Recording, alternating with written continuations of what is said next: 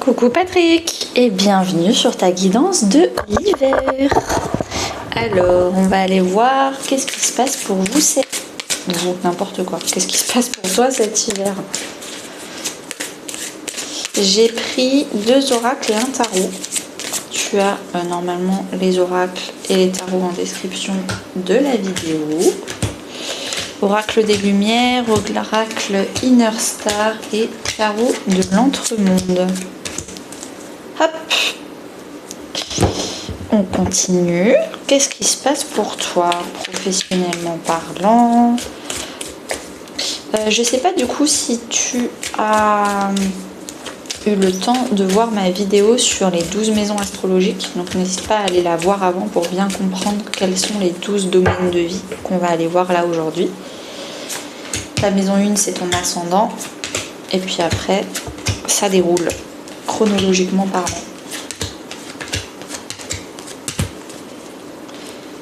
Ok, et le tarot. Ah, t'as le jugement qui a voulu venir. Donc une nouvelle vie, renaissance, une seconde chance. On va voir si le jugement revient. Le 2 de coupe aussi, qui a voulu pointer le bout de son nez. Alors...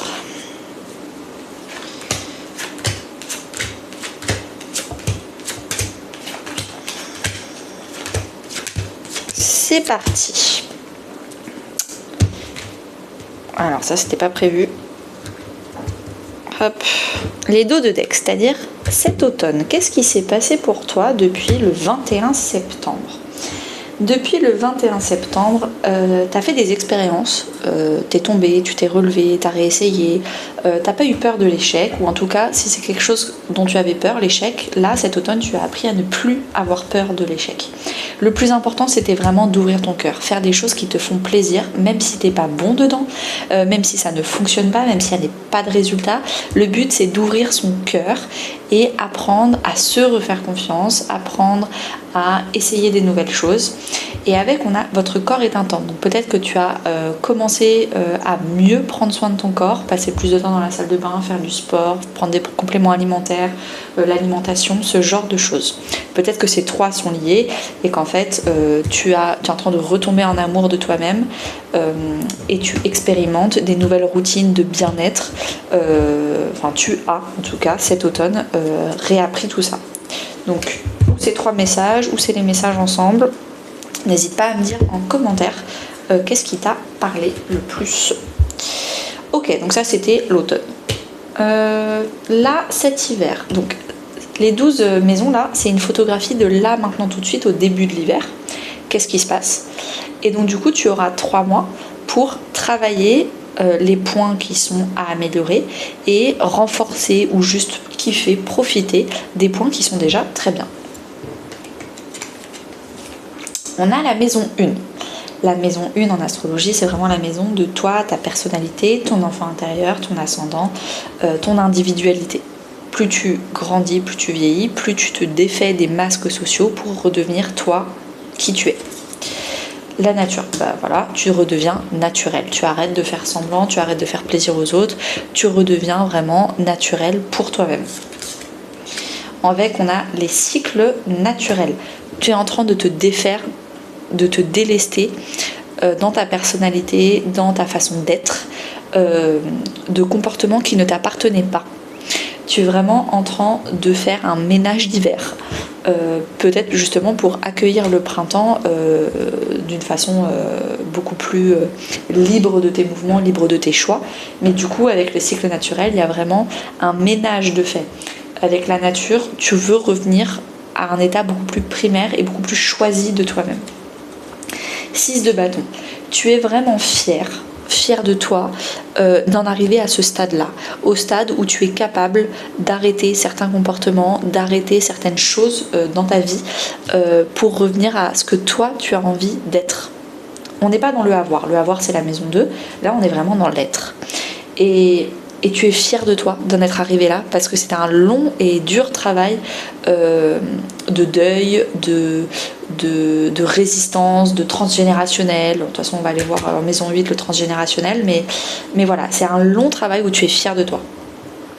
En face, on a la maison 7 qui est la maison de toi et les autres. C'est-à-dire comment tu t'engages avec une personne en particulier. Ça peut être un client, ton couple, un patron, voilà. C'est donc tout ce qui est contrat écrit ou oraux.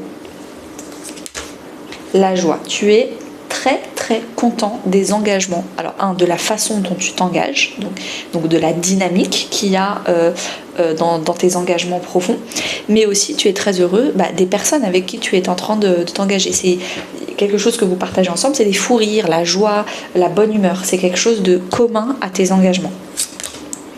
Activer votre esprit, c'est une carte qui dit toujours voir le positif. C'est le fait de trouver 10 solutions à un problème et pas 10 problèmes à une solution.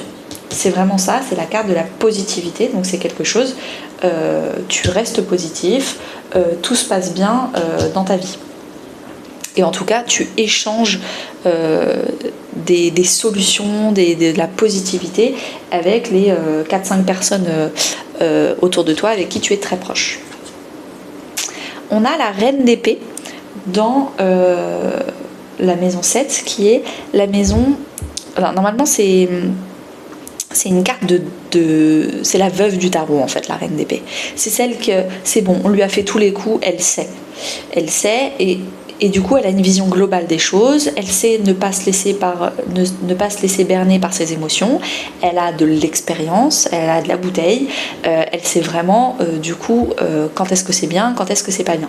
C'est très cool de l'avoir en maison 7 parce que ça veut dire que vraiment tu as de l'expérience relationnelle, professionnelle, amicale ou sentimentale, et en maison 7 du coup tu sais exactement quand est-ce qu'il faut donner, quand est-ce qu'il faut recevoir, comment trouver des solutions, qui sont les bonnes personnes qui sont compatibles avec toi. T'essayes pas de forcer un engagement où vraiment tu sais que ça va pas le faire.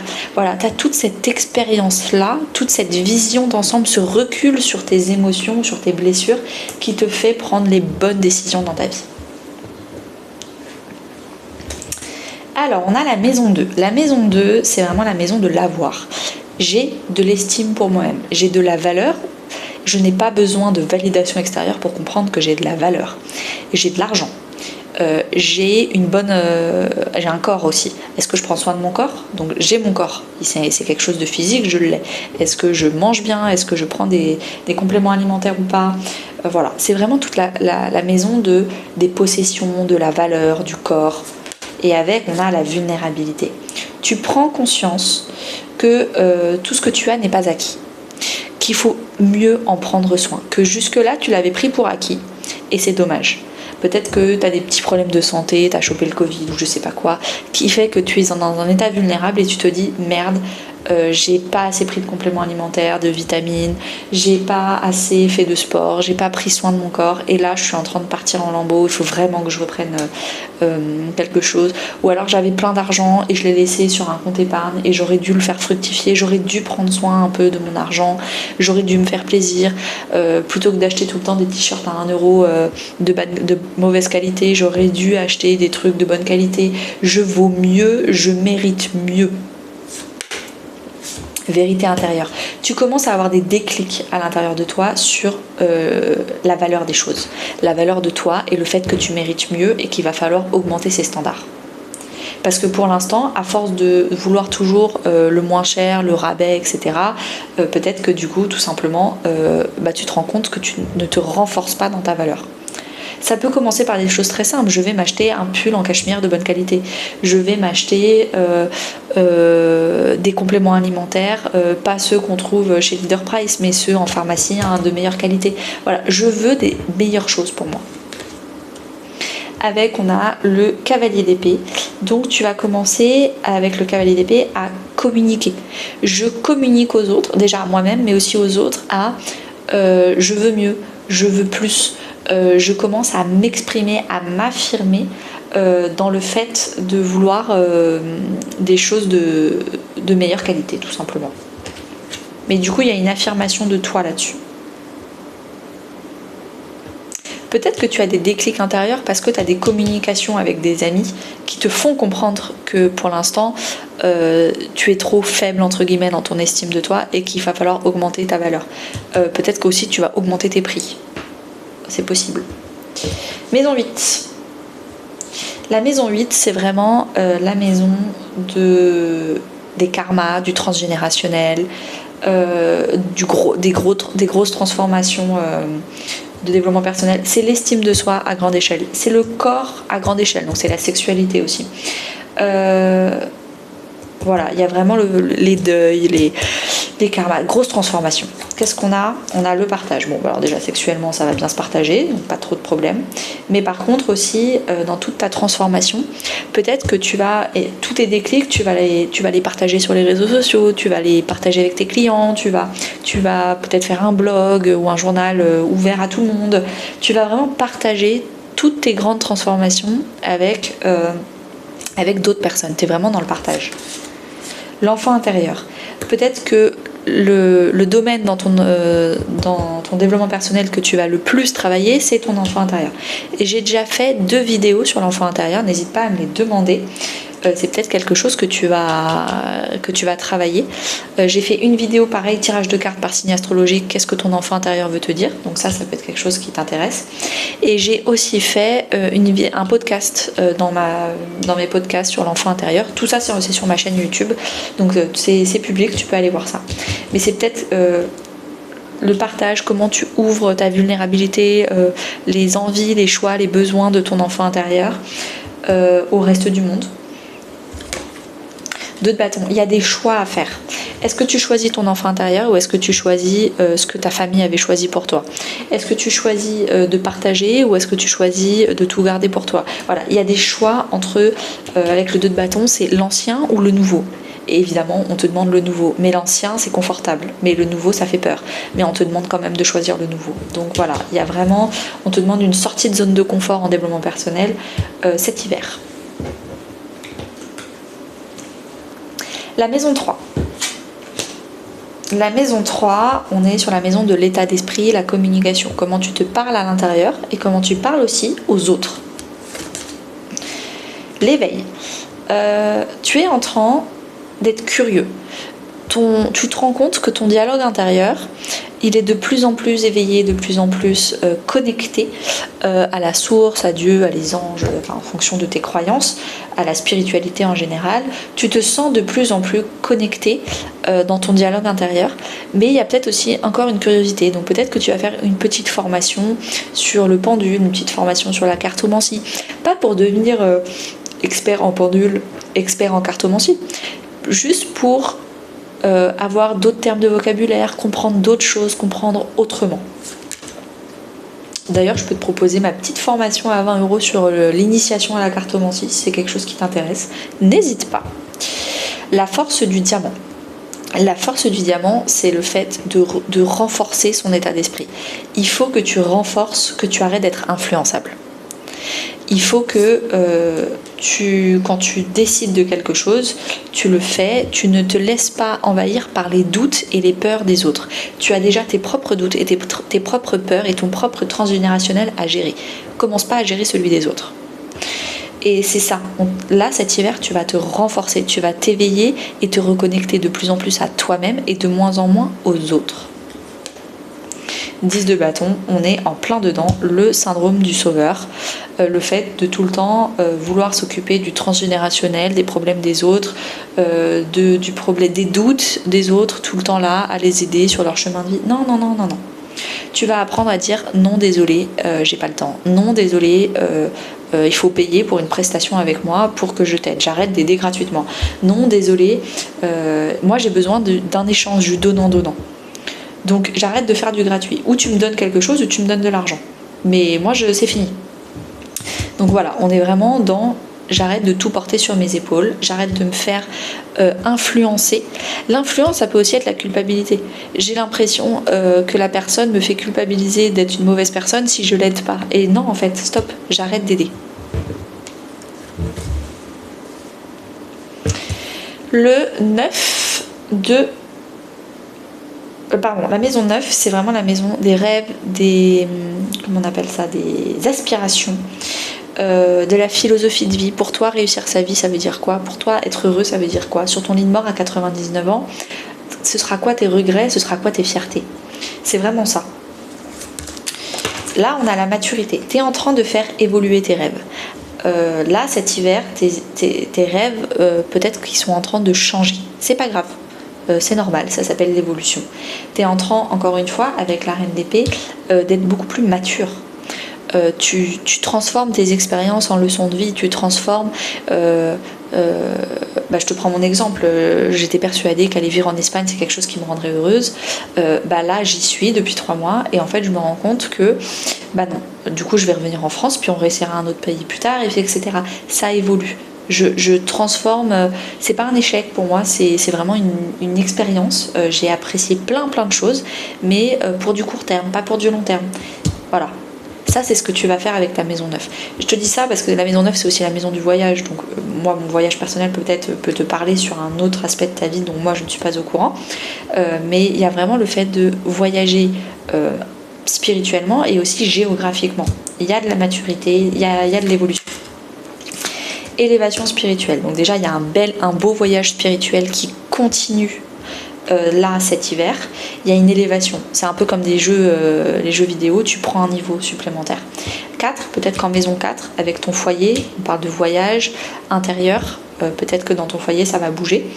En tout cas, il y a une élévation. Le fait aussi d'arrêter de t'occuper des autres, ça va faire que tu vas récupérer beaucoup plus d'énergie, de temps et de capacité spirituelle pour t'occuper de toi, pour t'élever toi. Et avec, on a le 3 d'épée qui est la grosse blessure. Donc il y a une grosse blessure ou spirituelle ou géographique, ou alors tes rêves. Peut-être que tu as passé trop ton temps à aider les autres à réaliser leurs rêves et toi tu n'as pas réalisé le tien. Et ça te fait prendre conscience, ça fait mal en fait. Ça fait mal quand tu te rends compte qu'en fait, toi tu as aidé les autres à ouvrir son restaurant, à guérir sa blessure d'abandon, à trouver sa voie professionnelle et familiale et son couple. Enfin bref, tu as aidé plein de monde. Et toi alors, qui t'a aidé? Personne, parce que déjà, 1, t'as pas demandé d'aide, et 2, tu as passé ton temps à prendre ton énergie et ton temps pour aider les autres. La première personne que tu dois aider, c'est toi. Le propre de la blessure d'abandon, c'est vraiment le fait de s'abandonner soi pour se sacrifier et faire plaisir aux autres. Arrête de faire plaisir aux autres. Parce qu'en plus, à force avec ton syndrome du sauveur, tu leur rends pas service parce que tu les infantilises et tu les rends pas indépendants. Ils sont dépendants de toi. Donc là, il est temps d'affronter cette blessure d'abandon. Et toi, t'élever spirituellement. Et toi, devenir plus mature, plus expérimenté et arrêter de te faire avoir par ta culpabilité. La maison 4. La maison 4, c'est la maison des foyers. Donc le foyer papa-maman. Le foyer aussi que toi, tu veux construire en ayant des enfants. Le foyer immobilier, ta maison, ton appartement, est-ce que tu es bien chez toi? Et le foyer émotionnel, est-ce que tu as besoin de validation, de réassurance émotionnelle? Est-ce que tu as besoin d'être un sauveur pour les autres pour te sentir être une bonne personne avec ta blessure d'abandon? On va aller voir ça tout de suite. La vitalité. Déjà, tu te sens bien avec plein d'énergie. Le fait d'arrêter d'en donner aux autres, évidemment, toi, t'en récupères, ce qui est génial. La vitalité, c'est aussi toi, dans cet hiver, chez toi, tu te sens bien de passer du temps chez toi, dans ton canapé, tranquille. Ça te ressource de passer du temps dans ton foyer, avec les gens de ta famille, ou que tu considères comme ta famille. Protéger votre énergie, c'est exactement ça. Tu es chez toi en protection. Tu arrêtes de trop sortir, de trop faire des soirées, etc. Tu te sens protégé chez toi, ressourcé, donc tu arrêtes de donner ton énergie aux autres. Tu deviens vraiment égoïste et c'est très positif d'être égoïste. Là, cet hiver, pour toi, ce sera parfait. 10 de coupe. Si tu vois des gens, ce sera chez toi. Donc tu vas inviter toi des gens chez toi, mais tu vas peut-être beaucoup moins sortir à l'extérieur que d'habitude. Encore une fois, on est sur le fait d'être dans la générosité, donc tu vas vraiment t'entourer de ta famille, des gens que tu considères comme ta famille. Le 10 de pentacle, c'est la famille de sang, le 10 de coupe, c'est la famille de cœur. Donc il y a des gens qui, pour toi, c'est vraiment ta famille de cœur. Tu vas les inviter chez toi, tu vas passer du temps avec toi. Vous allez vous protéger, vous ressourcer les uns avec les autres. Alors en face on a la maison 10 qui est la maison de la carrière, de la réputation, de ta place dans la société. La force intérieure. C'est pas la première carte, c'est pas le premier tirage individuel que je fais et c'est pas la première fois que j'ai là.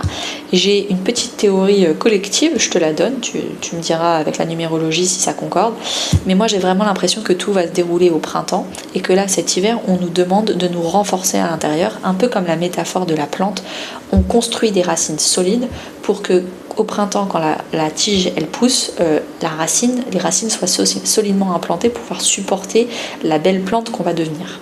Et c'est un peu ça. Là, on te demande dans ta carrière de te renforcer, de vérifier tout ce qui est site internet, d'expandre tes racines.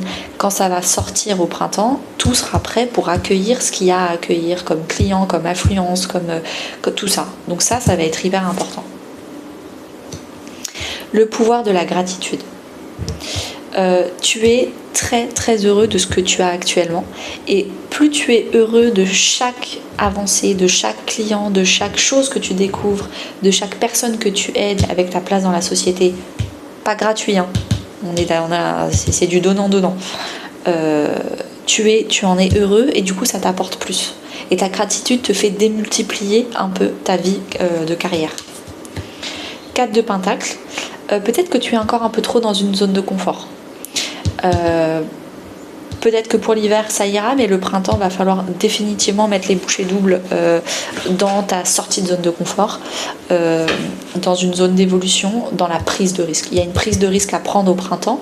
Pour l'instant, l'univers, Dieu, les anges te dit ok si tu veux, mais vraiment on te conseille d'arrêter de trop être dans ta zone de confort. Tu l'es déjà beaucoup dans ton foyer, donc tu peux pas l'être partout.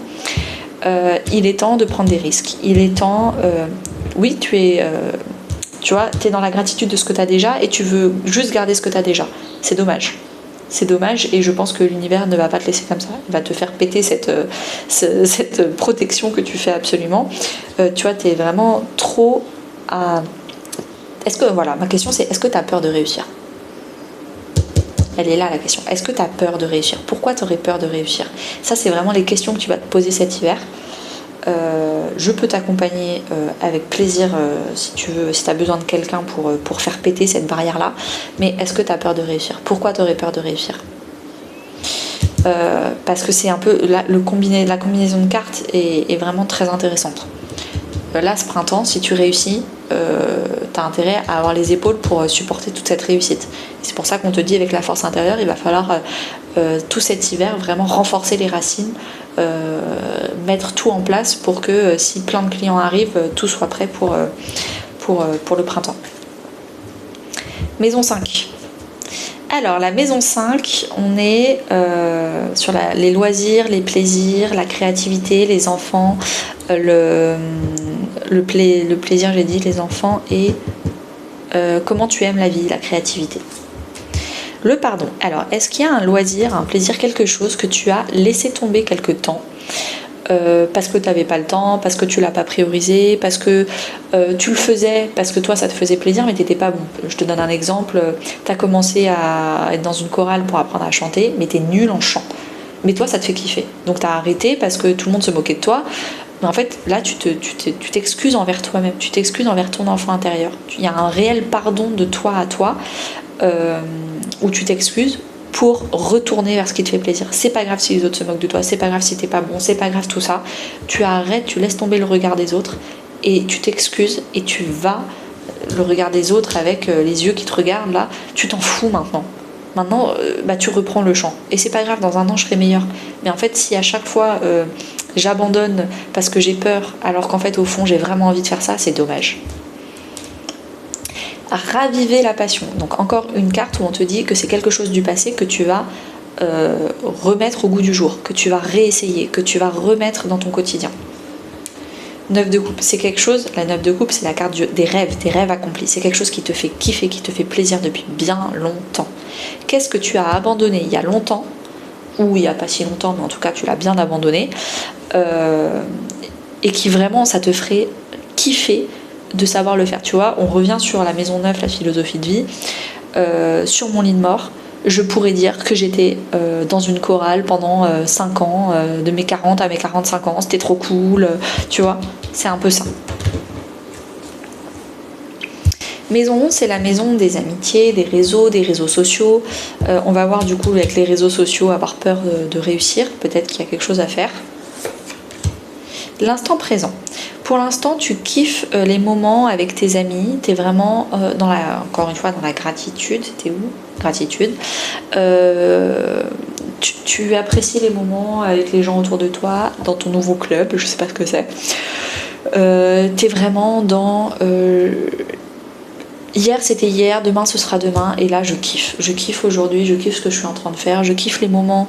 En plus t'es entouré de très belles personnes avec une famille d'âme, tu les as bien choisis, donc j'apprécie vraiment ce moment là. Cultiver la compassion. Avec le 11, donc ça renforce la maison 11, il y a peut-être des gens autour de toi qui sont pas parfaits, qui font des bourdes, qui sont pas très adroits, donc peut-être ils te disent des maladresses, ce genre de choses. On te dit de cultiver la compassion. Peut-être aussi que c'est toi qui es peut-être maladroit, avec certaines personnes t'es peut-être un peu trop exigeant, tu les pousses tout le temps à vouloir être mieux, à vouloir travailler sur eux, etc. Et peut-être que il faut être un peu plus dans la compassion. Tout le monde n'est pas enclin à faire du développement personnel, malheureusement. Continue à parler avec moi du coup, parce que moi je suis à fond là-dedans comme toi. Mais en gros, il y a certaines personnes qui clairement ne veulent pas évoluer. C'est leur choix. Le soleil, la plus belle carte du tarot dans ta maison 11, sachant que là tu avais déjà un 10 de coupe, donc vraiment tu es très très bien entouré. Le soleil, c'est aussi la réussite, donc avec les réseaux sociaux il y a vraiment quelque chose à faire. La visibilité, la lune c'est quand on est invisible, le soleil c'est quand on est visible, donc peut-être qu'il y a une grosse visibilité sur les réseaux sociaux là cet hiver qui peut être très intéressant. La maison 6. Alors la maison 6, la maison 6 pour comment dire, c'est la maison du bien-être, de l'équilibre vie pro, vie perso. C'est aussi l'équilibre dans ta santé, le lâcher prise, la gestion du stress, métro, boulot, dodo. Voilà, c'est un peu une routine. La cohérence. Alors, tu vas travailler ta cohérence. Ça veut dire que tu n'es pas cohérent pour l'instant. Je prends des compléments alimentaires, mais je me fais 3 Burger King par semaine. Bah, ça sert à rien de prendre des compléments alimentaires si tu bouffes de la merde à côté. Je fais, je sais pas quoi, de la méditation, et juste après ma méditation, je joue à Counter-Strike et je dégomme, je suis avec des armes à feu et des trucs. En fait, il y a quelque chose là dans ton bien-être qui n'est pas du tout cohérent. J'arrête pas de dire que je veux travailler plus la numérologie, le bien-être, etc. Sauf que moi, je passe mon temps à travailler le soir et les week-ends. Bah, il faut incarner ce qu'on propose à nos clients. Donc il y a une cohérence à travailler dans ton bien-être. Exprimez votre vérité. Peut-être qu'il faut dire stop. Il faut apprendre à dire non. Il faut apprendre à dire stop. Non, j'arrête de faire des heures supplémentaires. Non, j'arrête de faire ci. Apprendre à dire non, vraiment. Tu l'avais déjà là avec le 10 de bâton, hein. Mais je pense qu'il va falloir apprendre à dire non. As de pentacle, trop cool. Une prise de risque, tu vas prendre le risque de quelque chose. Donc est-ce que tu vas essayer, en plus l'as de pentacle ça me fait vraiment penser au complément alimentaire, donc une nouvelle cure, un nouveau sport, une nouvelle méditation, il y a un nouveau truc que tu vas, avec les pentacles c'est vraiment ancré dans la matière, donc il y a quelque chose de nouveau que tu vas vraiment ancrer dans ta routine, un nouveau rituel bien-être que tu vas vraiment ancrer. Trop cool. Maison 12. La maison 12, c'est vraiment la maison du lâcher-prise. C'est la maison de la foi. Ça va avec, hein. Si tu crois qu'une entité supérieure, Dieu, les anges, l'intuition ou autre, te veut du bien, tu ne te sens pas obligé de tout contrôler et de tout changer pour que ce soit encore mieux. Tu sais que si toi tu fais le meilleur, la vie t'apportera le reste. L'inconnu. Donc tu lâches prise, tu laisses voir avec l'inconnu, tu vois ce que les opportunités t'apportent, c'est quelque chose d'assez intéressant. Puissantes énergies. Alors avec puissantes énergies, c'est le côté tu te réénergises, Tu récupères plein d'énergie. Pourquoi? Parce que tu arrêtes de contrôler, les autres, tu arrêtes d'aider les autres, tu récupères plein d'énergie pour toi. Cavalier de bâton. Alors encore, on parle d'énergie et peut-être aussi de voyage, de spontanéité. Tu vas être beaucoup moins dans le contrôle, la routine. Tous les mardis, je fais ça. Le mercredi, je veux voir personne. Gna gna gna. Non, bah là, tu vas être plus spontané. Ok, j'arrête d'être toujours dans un calendrier ultra inflexible et je vais plus de flexibilité, je vais accepter des invitations, je vais accepter plus de choses,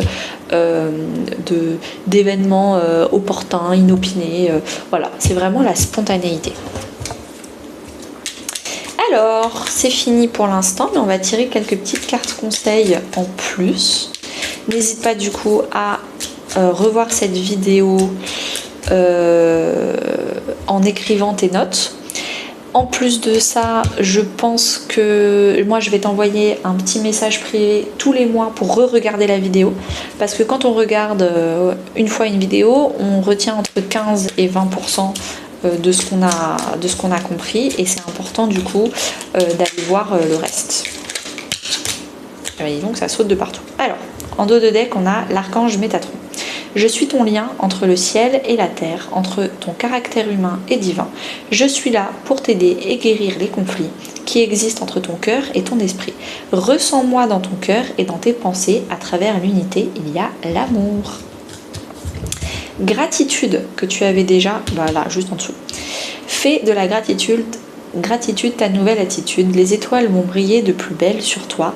Tout ce qui existe dans ton monde va devenir lumière. Avec la lumière et le soleil, je vais mettre entre la maison 10 et 11. Fais-le maintenant. Ne remets plus ce que tu dois faire à plus tard. Sois courageux. Écoute ton intuition. C'est la voix qui guide ton âme. Sois courageux. Il va falloir sortir de sa zone de confort. Je te le mets en maison 10. Bienveillance, sois à l'écoute de tes sentiments et de tes désirs d'autrui. Quelqu'un a besoin de ton amour, une seule pensée d'amour lui suffira. La compassion en maison 11, allez. Cadeaux précieux, l'amitié, la famille et l'amour sont des cadeaux précieux, ne perds pas de vue l'essentiel. 10 de coupe. Et le dernier, cœur et âme. Quand tu prends une décision, prends en compte ce que te dit ton cœur et ton esprit. Parfois, l'esprit peut nous décevoir. Choisis l'amour, pas la peur. Avec ta grande blessure en maison 9.